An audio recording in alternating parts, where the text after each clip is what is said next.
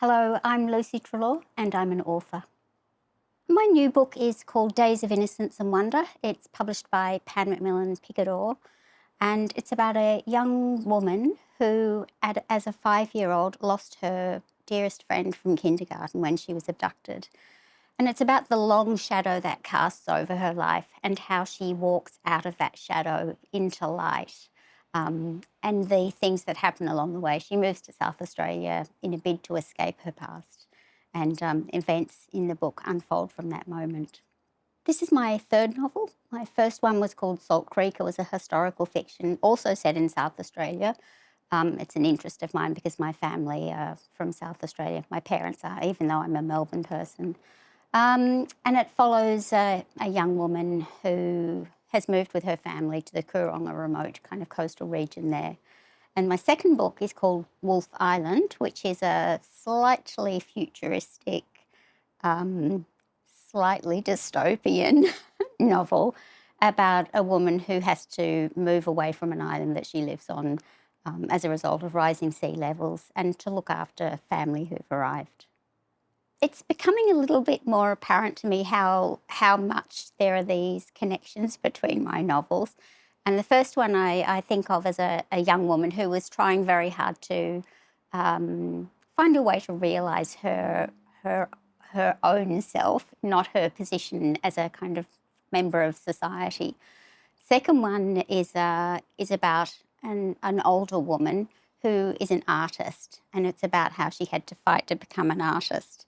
And in a way, I think of that book as my art monster book, because that's what her drive was, and what she has to give up, how much she has to give up when she decides to look after her family. And this one is also about a young woman who is trying to literally find her own voice and metaphorically find her own voice, find the person she wants to be. But there is a kind of common element, I suppose, which is save the child. This is one of the things that recurs. How do we save that child, our own child selves, and sometimes a child in the book. The other element that is really important in all of my novels, I think, is the use of landscape, which acts literally as the thing that holds the world of the fiction together, but also metaphorically. Each of them functions in a slightly different way. The world of Warawi, which is the location, the town that Till, the character in Days of Innocence and Wonder, moves to, is it's based on an actual town called Tarawi. That owie ending in all of these South Australian place names means place of water, and there's the beginning bit just tells you, there's tree, water, or whatever else. So I'm looking at the metaphorical aspect of landscape, and in Days of Innocence and Wonder, I think it is about the kind of shadows, the hauntings of landscape, what lies behind the landscape that we see, and in a way that represents Till, the character, and what lies behind her. People will see a sort of facade of a highly functional young woman, but beneath that there is this terribly haunted past. And I see the landscape working together with depictions of her to reinforce that sort of feeling. That idea of survival is a huge thing for her, and I think it is because at that crucial age when she lost that childhood friend, she felt as though she wasn't safe herself. And from those early days, she took steps to look after herself, to make sure that she was safe herself. She goes and does a lot of fighting lessons to make sure she can protect herself. She's very, very aware of household security, locks, doors, semi-obsessively checks all of the ways that she can make herself safe. This idea of representing trauma on the page is something that exercised me a lot while I was writing. I very much didn't want to dwell on the actual trauma itself, on the whatever it was that happened, but only to suggest it through a range of other scenes that happened, descriptions of other things, um, and and that in that way to activate readers' imaginations I think a lot of people have things that they've imagined, awful things that might have happened. So in a way, it's creating a connection between me, the writer, the book, the reader, and trying to get this kind of dialogue in a way going between them. Um, it was very problematic for me in the writing itself, because sometimes I'd be writing and I'd just think, oh, I just can't even think about this anymore. It's just, it's grim. But I wanted to make it not too grim, not unbearably grim. So that's why there's nothing as far as the child trauma goes that is graphic. Uh, and that was self-preservation, but also acknowledging what the reader can bear. I noticed while I was beginning to write the unpleasant male character in this book that I have in my last two novels also represented an unpleasant male. They've both got this unpleasant male, and in a weird way, they're surprisingly not too difficult to write. And the part that's important for me in getting them down on the page is just sort of simple writerly things. What's their voice like? What words do they use? How do they contract their words? Um, as soon as I can get a little kind of rolling feeling of their dialogue in my head, then everything else about them pours out.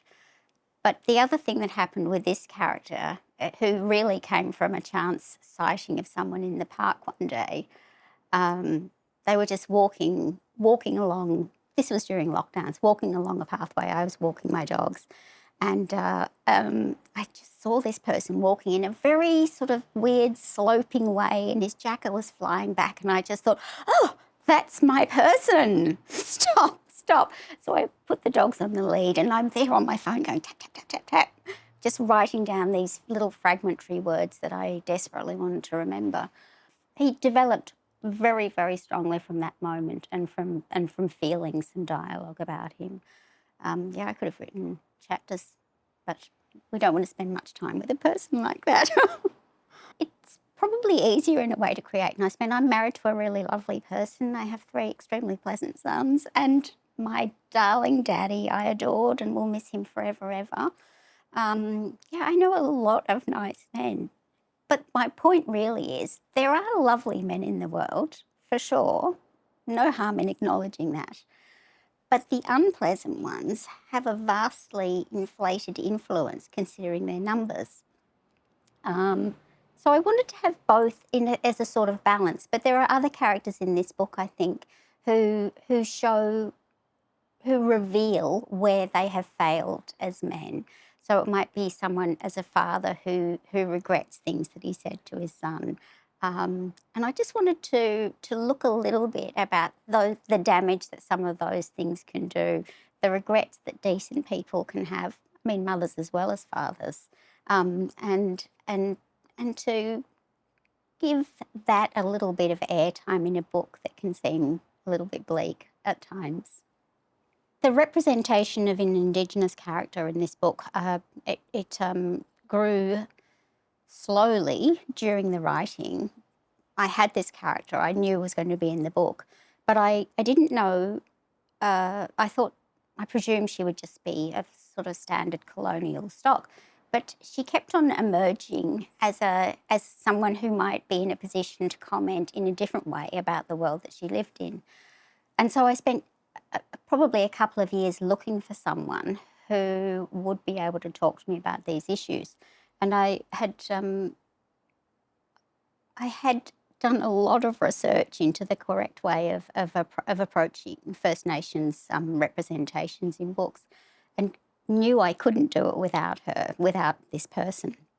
And over many phone calls, many emails, was finally by chance able to find someone who was prepared to talk to me. And so we met on several occasions and talked through this character.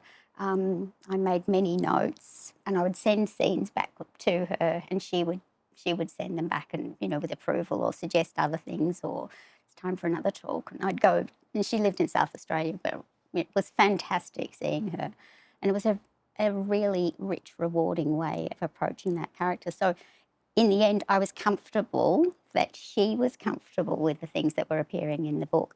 And it wouldn't have been possible without that, without her approval. Birdie is a beautiful black greyhound who came into my head about 6 months before my son and daughter-in-law got a black greyhound called Dolly. And I had already started writing Birdie. And greyhounds are fairly similar to whippets, and I have 2 whippets. But Birdie is not really like either of my whippets. But I do know what sighthounds are like. I've lived with sighthounds all my life, and they have a few kind of common characteristics. They're terribly sensitive. You've got a sighthound, haven't you? They're terribly sensitive. They get hurt feelings. They're very sweet. They're sleepy and also frantically fast. They're just lovely, lovely dogs. So Birdie developed as a dog character. She's not really like a particular dog, but she is definitely a greyhound, perhaps more obedient than most greyhounds. Various things that I do. I'm a very a gifted procrastinator, I would say. I love reading. I am a keen gardener. One of my favourite times of the day is just cooking dinner. I take great pleasure in doing that. Yeah, I have some vegan children and some non-vegan children, so it's like 2 meals in one if they're around. Yeah, I feel like I live a very balanced life. And then there are these kind of frantic parts of my life when I'm really thinking hard about writing. And all the time I'm doing all of the other things. I have things going on in my head to do with whatever book project I'm thinking about. I walk around with little notes in my pocket and write down things that come to mind. Books that I'm loving at the moment. I've just finished Paul Lynch's Prophet Song, which is an Irish book, just been shortlisted for the Booker Prize, which I highly recommend. It's a dystopia that's looking at a sort of grim, slightly futuristic Ireland, but feels very present, and I think speaks a lot to where we are politically today, generally, globally. Fascinating book, dreamily written. The other one that I've just started is Melissa Lukashenko's Eden Glassy, which is just one of the most alive books I can imagine. It's very funny. It is one of those books that just picks you up and sweeps you along effortlessly. Wonderfully inhabited worlds and fabulous characters. I know I'm going to love the rest of it. Just started a new book. And by the time I finished Days of Innocence and Wonder, I thought I've really had enough of that world. And so next I've got a new novel that I'm. It's pretty well formed in my head, the mood of it, not everything that happens, but it just came out of a short story that I was writing for a collection. And I love all of the people in this short story, and I want to know what else happens in their lives in this particular place. Yeah, so I think it's going to be pretty interesting. I'm just not quite sure about the timeframes, if there'll be 2 timeframes, those sorts of things I haven't worked out. Yeah, but the feeling of it, the voice of it, I have those worked out, and I'm pretty excited about it. Thank you so much for having me.